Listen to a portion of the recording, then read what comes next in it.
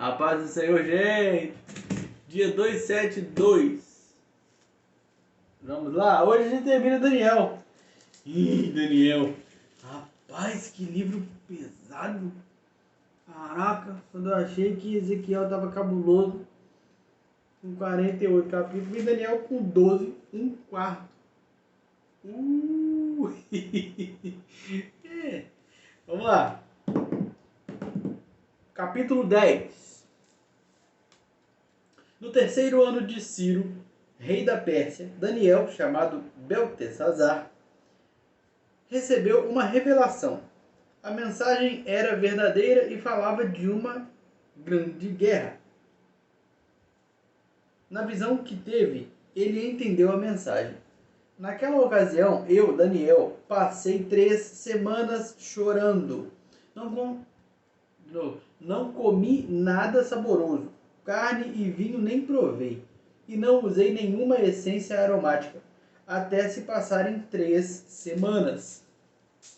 No 24º dia do primeiro mês, estava eu em pé junto à margem de um grande rio, o Tigre.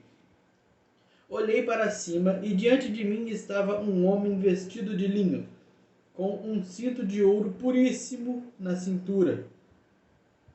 Seu corpo era como berilo, o rosto como relâmpago, os olhos como tochas acesas, os braços e pernas como reflexo do bronze polido, e a sua voz era como o som de uma multidão. Somente eu, Daniel, tive a visão. Os que me acompanhavam nada viram, mas foram tomados de tanto pavor que fugiram e se esconderam. Assim, fiquei sozinho olhando para aquela grande visão. Fiquei sem forças, muito pálido e quase desfaleci. Então eu o ouvi falando e, ao ouvi-lo, caí prostrado, rosto em terra, e perdi os sentidos. Em seguida, a mão de alguém tocou em mim e me pôs sobre as minhas mãos. Não, desculpa. E me pôs... É isso mesmo. Ah, tá. De novo. Versículo 10. Em seguida, a mão de alguém tocou em mim e me pôs sobre as minhas mãos e os meus joelhos vacilantes. E ele disse: Daniel, você é muito amado. Preste bem atenção ao que vou lhe falar. Levante-se, pois eu fui enviado a você. Quando ele me disse isso, pus-me em pé tremendo. E ele prosseguiu: Não tenha medo, Daniel. Desde o primeiro dia em que você decidiu buscar entendimento e humilhar-se diante do seu Deus, suas palavras foram ouvidas, e eu vim em resposta a elas. Mas o príncipe do reino da Pérsia me resistiu durante 21 dias. Então Miguel, um dos príncipes supremos, veio em minha ajuda, pois eu fui impedido de continuar ali com os reis da Pérsia. Agora vim explicar-lhe o que acontecerá ao seu povo no futuro, pois a visão se refere a uma época futura.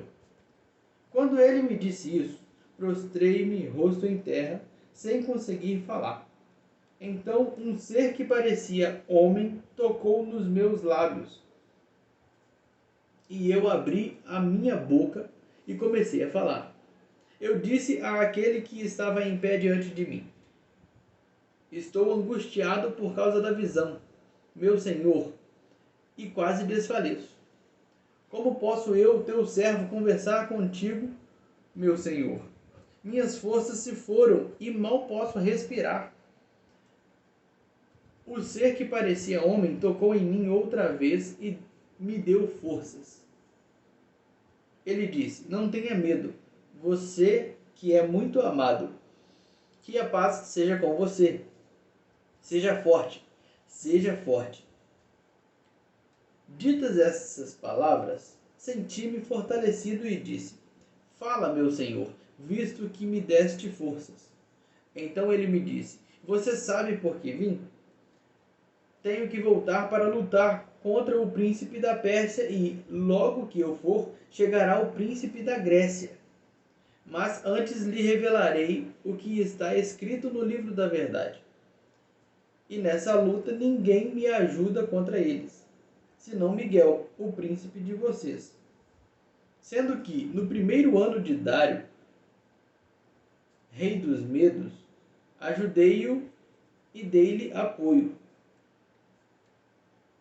Agora, pois, vou dar-lhe a conhecer a verdade.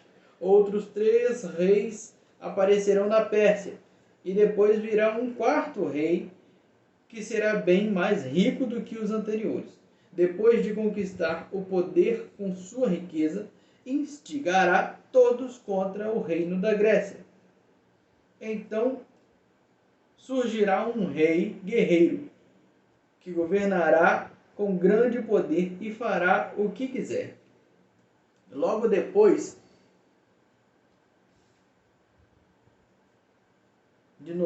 logo depois de estabelecido, o seu império se desfará e será repartido para os 4 ventos do céu.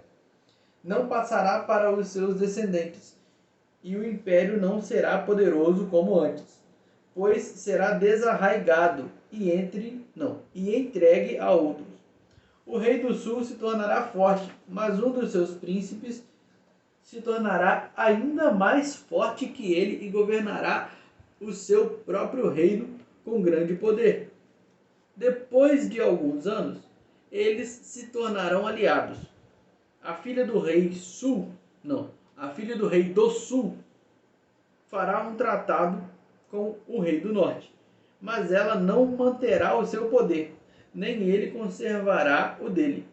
Naqueles dias, ela será entregue à morte, com sua escolta real e com seu pai e com aquele que o apoiou. E com aquele que a apoiou.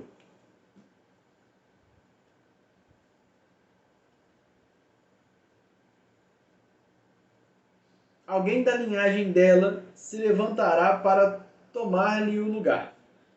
Ele atacará as forças do rei do norte e invadirá a sua fortaleza. Lutará contra elas e será vitorioso. Também tomará os deuses deles, as suas imagens de metal e os seus utensílios valiosos de prata e de ouro, e os levará para o Egito. Por alguns anos ele deixará o rei do norte em paz. Então o rei do norte invadirá as terras do rei do sul, mas terá que se retirar para a sua própria terra.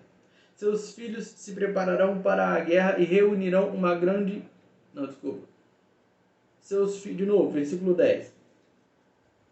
Seus filhos se prepararão para a guerra e reunirão um grande exército, que avançará como uma inundação irresistível e levará os combates até a fortaleza do rei do sul. Em face disso, o rei do sul marchará furioso para combater o rei do norte, que o enfrentará com um enorme exército, mas apesar disso será derrotado. Quando o exército for vencido, o rei do sul se encherá de orgulho e matará milhares, mas o seu triunfo será breve, pois o rei do norte reunirá outro exército, maior que o primeiro. Depois de alguns anos voltará a atacá-lo, com um exército enorme e bem equipado. Naquela época muitos se rebelarão contra o rei do sul, e os homens violentos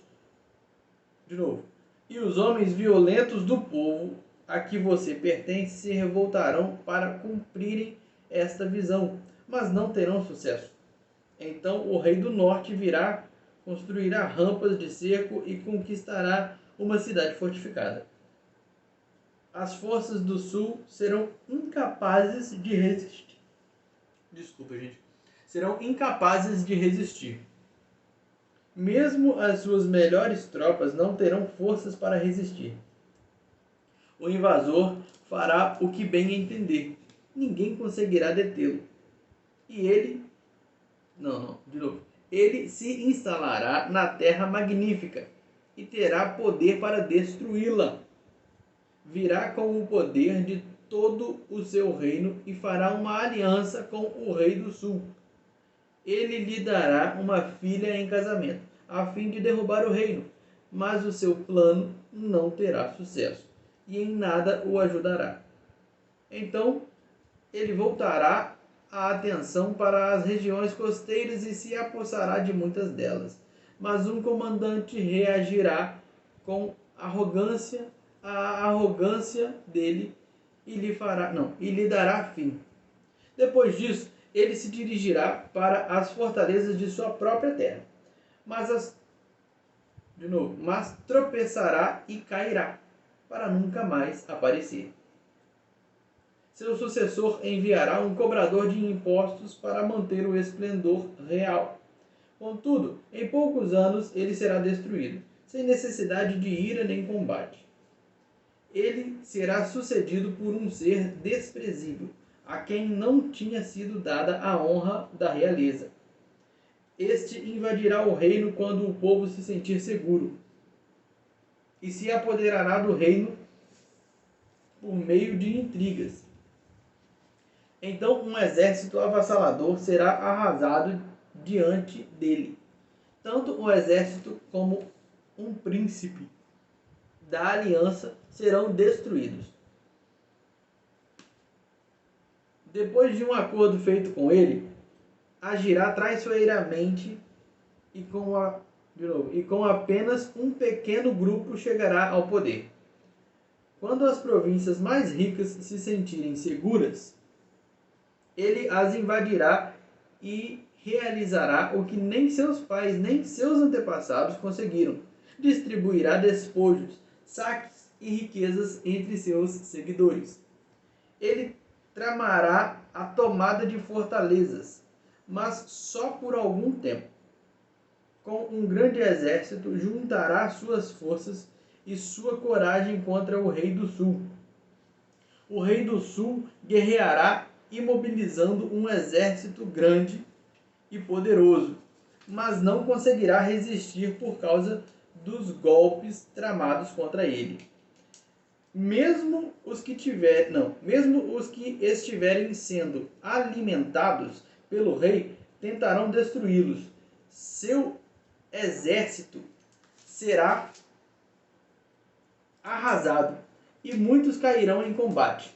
Os dois reis, com seu coração inclinado para o mal, sentarão à mesma mesa e mentirão um para o outro, mas sem resultado, pois o fim só virá no tempo determinado. O rei do norte voltará para a sua terra com grande riqueza, mas o seu coração estará voltado contra a Santa Aliança.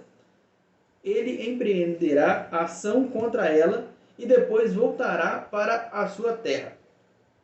No tempo determinado, ele invadirá de novo o sul, mas desta vez o resultado será diferente do anterior. Navios das regiões da costa ocidental se oporão a ele e ele perderá o ânimo. Então despejará sua fúria contra a Santa Aliança e, voltando, tratará com bondade aqueles que abandonarem a Santa Aliança. Suas forças armadas se levantarão para profanar a fortaleza e o templo acabarão. Suas forças armadas se levantarão para profanar a fortaleza e o templo, acabarão com o sacrifício diário e colocarão no templo o sacrilégio terrível. Com lisonjas, não sei o que é isso, mas está escrito lisonjas. Acho que é lisonjear, né? Lisonjear uma pessoa, tipo como se fosse uma suborno, alguma coisa assim, né? Dando presente, com presente, né? 32. Com lisonjas corromperá aqueles que tiverem violado a aliança. Mas o povo que conhece o seu Deus resistirá com firmeza.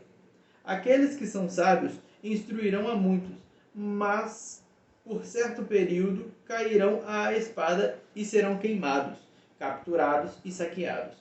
Quando caírem, receberão uma pequena ajuda, e muitos que não são sinceros se juntarão a eles. Alguns dos sábios tropeçarão para que sejam refinados, purificados e alvejados até a época do fim, pois isso só acontecerá no tempo determinado. O rei fará o que bem entender. Ele se exaltará e se engrandecerá acima de todos os deuses e dirá coisas jamais ouvidas contra o Deus dos deuses. Ele terá sucesso até que o tempo da ira se complete, pois o que foi decidido irá acontecer. Ele não terá consideração pelos deuses dos seus antepassados, nem pelo Deus preferido das mulheres, nem por Deus algum, mas se exaltará acima deles todos. Em seu lugar adorará um Deus das fortalezas. Um Deus desconhecido de seus antepassados ele honrará com ouro e prata, com pedras preciosas e presentes caros. Atacará as fortalezas mais poderosas com a ajuda de um Deus estrangeiro e dará grande honra àqueles que o reconhecerem. Ele os fará governantes sobre muitos e distribuirá a terra, mas a um preço elevado. No tempo do fim, o rei do sul se envolverá em combate, e o rei do norte o atacará com carros e cavaleiros, e uma grande frota de navios. Ele invadirá muitos países e avançará por eles como uma inundação. Também invadirá a terra magnífica. Muitos países cairão, mas Edom, Moabe e os líderes de Amon ficarão livres da sua mão. Ele estenderá o seu poder sobre muitos países. O Egito não escapará, pois esse rei terá o controle dos tesouros de ouro e de prata e de todas as riquezas do Egito. Os líbios e os núbios a ele se submeterão. Mas informações provenientes do leste e do norte o deixarão alarmado, e irado partirá para destruir e aniquilar muito povo. Armará suas tendas reais entre os mares no belo e santo monte.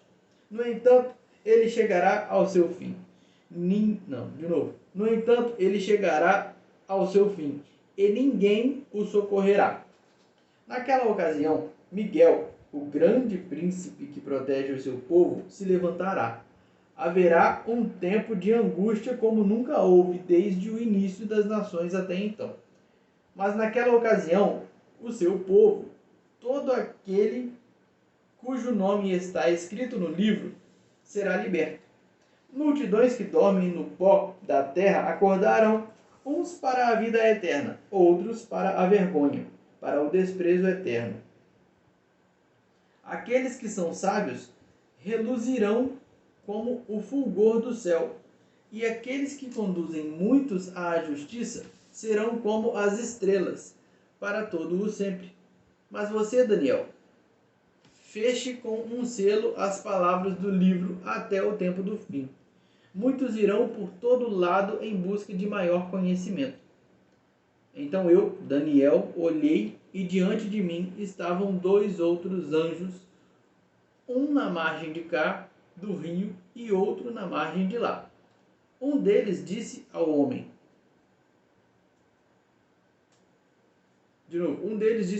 vestido de linho que estava acima das águas do rio: quanto tempo decorrerá antes que se cumpram essas coisas extraordinárias?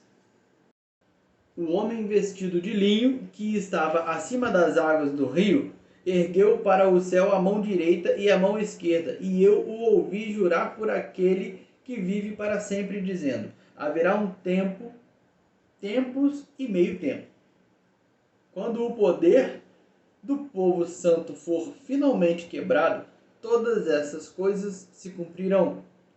Eu ouvi, mas não compreendi. Por isso perguntei: meu senhor, qual será o resultado disso tudo? Ele respondeu: siga o seu caminho, Daniel, pois as palavras estão seladas e lacradas até o tempo do fim. Muitos serão purificados, alvejados e refinados, mas os ímpios continuarão ímpios. Nenhum dos ímpios levará isto em consideração, mas os sábios sim. Depois de abolido o sacrifício diário e colocado o sacrilégio terrível, haverá 1290 dias. Feliz aquele que esperar e alcançar o fim dos 2335 dias. Quanto a você, siga o seu caminho até o fim. Você descansará e então, no final dos dias, você se levantará para receber a herança que lhe cabe. Mano do céu! Eu nunca tinha lido isso com o âmbito que eu tô lendo. Ligando Ezequiel, Daniel e Apocalipse. Caraca! Maneiro. Bora estudar esse negócio.